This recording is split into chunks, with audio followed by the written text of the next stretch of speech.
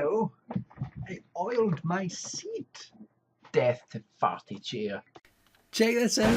This is amazing. That is brilliant. Oh, hi. I'm Mate Rants, and I will destroy your brain. For years I've been plagued by this farty noising chair. It didn't even occur to me for a second. All I needed to do was spray a little bit of oil into it and... Oh no, it's back.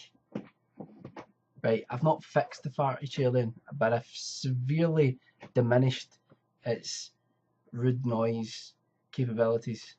So I've been watching a TV series called Catfish on MTV recently, and it comes off the back of a film that I watched maybe last year, the year before, which I really liked, which was, funnily enough, called Catfish. And no, it's not some sort of sequel to Deadliest Catch. It is a reality television show, and I don't like reality television as kind of a rule, although I find myself watching it. I don't like it. But in this case, I've been really enjoying it, and I wanted to sort of do a video about it. And the reason is that it kind of relates to a few experiences that I had when I was a good bit younger, you know, because I am getting on a bit. But these are experiences about 12 years ago, something like that. In fact, maybe even longer than that. God, I'm so old. Catfish, the movie, followed a character, well, I say a character, a guy called Neve Schulman and his brother and one of his friends. And they made a documentary which basically followed Neve's experiences of an online relationship that he had, a sort of love built up through the medium of Facebook. And in this film, what happens is he's sort of talking to this girl and her family and all that as well. He's sort of talking to all of them. And then as the film progresses, you start to realise, and so does he, that the person he thinks he's sort of fallen in love with isn't quite who she says she is.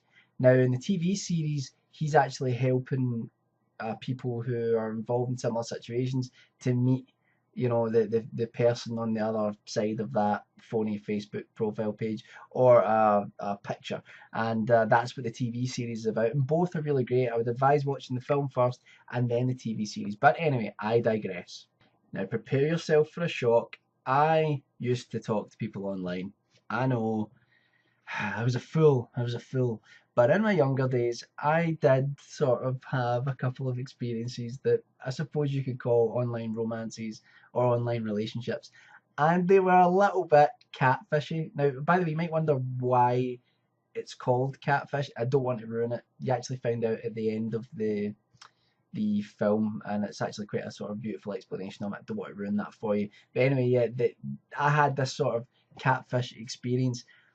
And stupidly for me, I had it sort of more than once.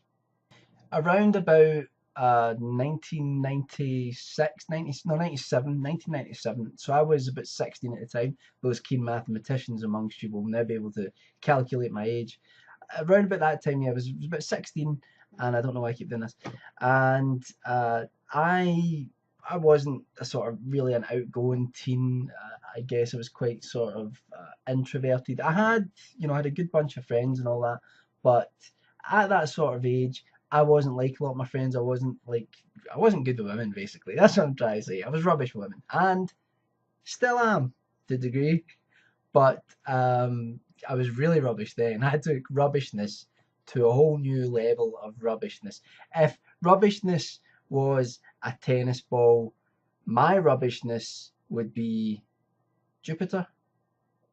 So as with a lot of people at that age, you find yourself trying to reach out to people, I suppose, in a way. And when sort of like the late 90s, really that was I suppose, the dawn of the internet. This crazy thing you kids call the internet. And it was a bit different back then, back in the day. I'm sure many of you are aware of this. It wasn't, you know, you didn't have Skype, you didn't have video chatting really, you didn't even have like sort of Skype calls and stuff like that. You know, I had like a 14.4 modem at the time, and it took me an hour to download one measly pornographic image. So it might not be as easy now to get dragged into one of these things blind, but then it was very easy, and people didn't even have, at least where I come from, You know, that was around about the time people started getting mobile phones. Of course, some people had mobile phones in the 80s, the ones that took up like a suitcase. But I'm talking about, you know, well, just your average person has a mobile phone and can text with it. And that's even before like picture messages and stuff like that. And now I'm talking down to you as if I'm a time traveler from the year 1865 and you're not aware of anything that might have happened in my lifetime. Anyway, I digress. The this whole catfish type incident happened to me, like I say, around about 1997, and I started to, in fact, it might have been a little bit before then. I started talking to a girl online who I met through a chat room. I think it was probably Yahoo Chat. I can't quite remember, but Yahoo Chat used to be like this huge unmoderated thing. And it's probably for the best that it is moderated now, or that they've actually taken it down completely, because yeah, it was pretty seedy as hell. I wasn't really you could go like to different chat rooms about different topics and stuff like that. But I used to just hang out in a general uh, sort of chat room when I was about 16, 17, and yeah, I would yeah, I would spend quite a lot of time in there, and started talking to someone on it, and it turned out that it was this girl called Jess, and she lived in Toronto in Canada, and we just got on well. We just talked through text, got on well, had a laugh as best as you can through that medium, and over the space of like weeks and weeks and weeks, just kind of got to know each other. At least you pretend that you're getting to know each other. You're not really, because for all I knew, Jess could be a big hairy guy in a penitentiary going, "Oh, Mike, I can't wait until I get out of here." So we ended up like trading a bunch of details like email, and I used to use a messenger called ICQ. I don't know if it's still available now, but the thing about ICQ was that unlike other messenger services, it did it in real time. So like, you know, like when you're typing something in a messenger most of the time, like Facebook or um, on like Skype messaging and stuff like that, it tends to come up, you know, such and such is writing, and tells you the person's writing. Well, with ICQ, it actually came up, you know, if you typed in a letter, it came up on their screen. So it was kind of more like a free flowing conversation, which again added to the myth that this was, in fact, a very real conversation that you were having with this person. So, anyway, time went on. I spoke to this girl for, it must have been the best part of a year, 2 years, roundabout. It's that long ago, I can't remember, okay? I'm getting old. And we talked for quite a long time, got to know each other, and we did the whole lame thing like, yes, you're my internet girlfriend, and yes, you're my internet boyfriend. You know, it was just, you know, young, I say young teens who are just, you know, I guess susceptible to that sort of shit. And we used to do like really lame things, like send each other like internet cards. Used to be able to get like these email cards. I don't know. You still get them, but you know, like, you used to be able to like order up email cards that would be sent to someone and be like, "Oh, missing you," oh, you know, all that sort of nonsense. And can you tell I've been jaded by this experience? Anyway, so yeah, got to know her as best you can in that sort of way, and we talked for ages and ages and ages.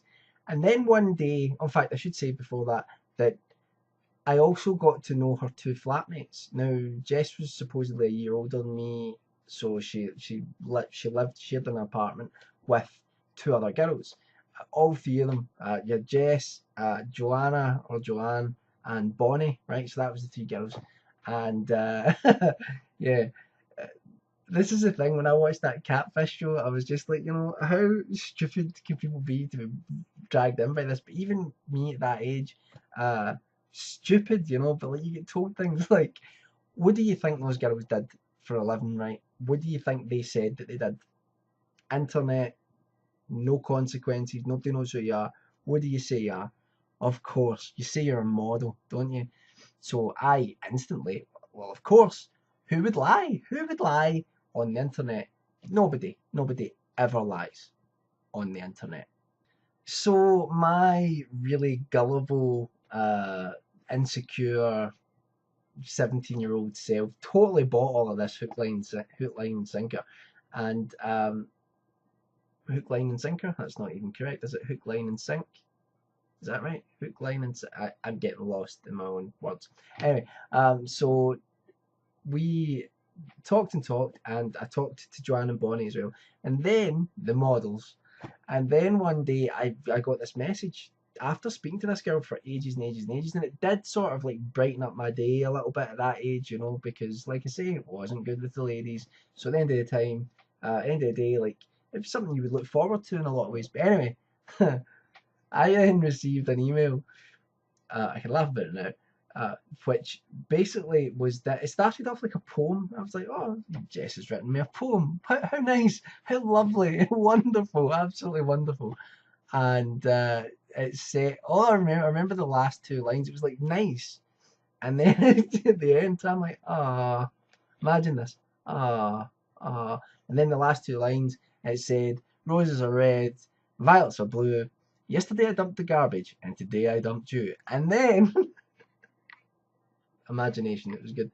And then there was this like the rest of the email was this big tirade against me, like you know, like personal things that I'd said to her about me brought up in the email, like just making fun of everything that I'd ever said to this girl, and also saying things like, you know, you're ugly, you're this, that, because there was one photo that I had scanned of myself playing a gig with one of it, you know, because usual, and people do this on Facebook as well. Don't say you don't, but people try to put up the pictures that make them look the best that they can, you know. And I deliberately got one picture which had me playing a gig with a band, and I thought, yeah, I'm a musician type, you know, she'll love this.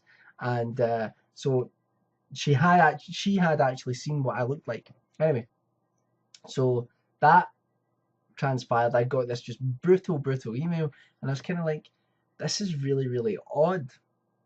So needless to say, Jess never spoke to me again.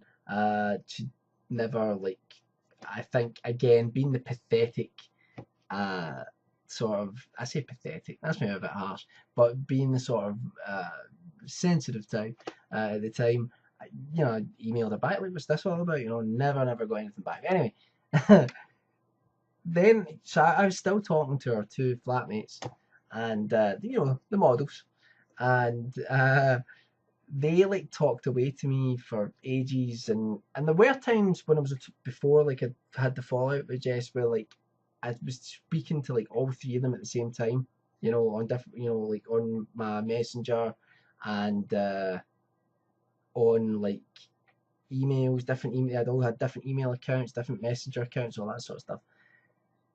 And then I was talking to Joanne and Bonnie for ages, and all of a sudden one day it just hit me like a moment of realization. And this is after giving them my mobile number, and I may even have given them my address, because I got a mobile eventually towards the tail end of this, but they never called it. They were in Canada, and got to the point where they had all that information about me, and then it just struck me. I was like, do you know what? They all sound really familiar. Like they all of one another. They all seem really similar.